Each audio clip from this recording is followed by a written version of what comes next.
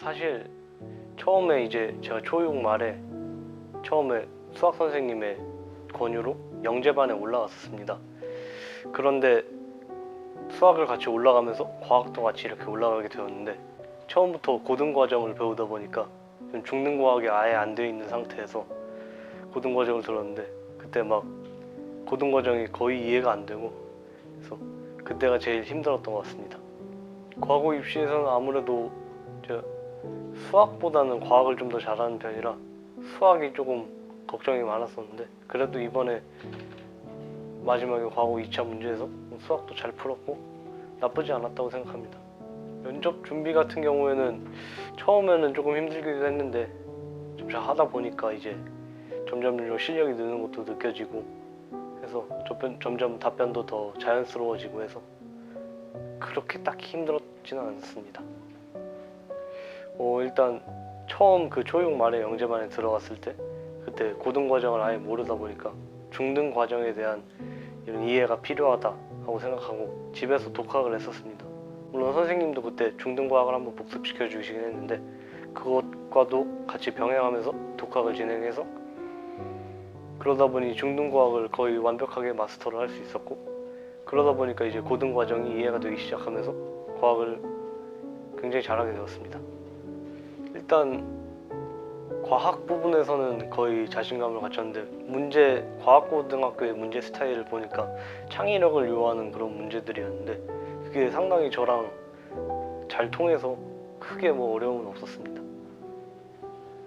일단 기본적으로 수학과학 이런 쪽에서 굉장히 그런 기본적인 것부터 탄탄하게 잘 다져줬고, 그 다음에 또 훌륭하신 선생님들을 많이 붙여주셔서 원장 선생님, 과학 송은주 선생님 이런 분들까지 다 모여서 이렇게 일일이 지도를 해주시고 해서 굉장히 도움이 많이 되었습니다.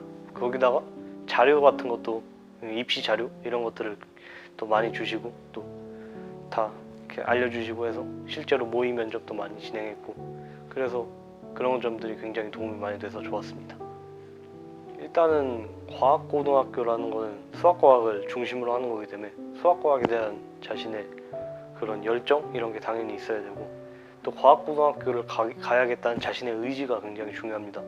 저도 과학고등학교에 꼭 가겠다는 그 의지를 중점으로 해서 쭉 그냥 꾸준하게 학원에서 하라는 것들을 꾸준하게 뭐든지 다 해서 결국엔 합격한 것이라서, 자신의 의지를 가지고 그냥 쭉 하라는 대로 하고, 자신이 필요한 부분이 있다면 그 부분은 자기가 찾아서 이렇게 공부를 하면 될 것 같습니다. 성실함과 꾸준함이라고 생각을 합니다. 왜냐면 제 처음에 영재반에 들어왔을 때 그 당시 영재반에 있던 아이들은 이미 다 저보다 훨씬 높은 수준의 아이들이었는데, 그래서 저는 굉장히 고등과정 이해도 안 되고 좀 복잡하고 난해했었는데, 제가 선생님이 하시는 거 계속 따라가려고 노력하고 꾸준히 이렇게 성실하게 주시는 것들 다 풀고 다 모르는 건 질문하고 이런 식으로 하면서 해서 합격할 수 있었던 것 같습니다. 일단 공부를 할 때 그냥 계속 앉아있는 것보다는, 집중 없이 계속 앉아있는 것보다는 정말 완벽하게 딱 집중을 해서 문제를 풀어내는 것이 가장 중요하다고 생각합니다. 완벽하게 집중을 할 때 문제도 잘 풀리기 마련이고, 그러면서 그때 내용들이 어느 정도 암기도 되고 하면서 공부하는 굉장히 도움이 많이 됩니다. 수학은 제가 봤을 땐 꾸준하게 계속 하면 실력이 느는 것 같습니다.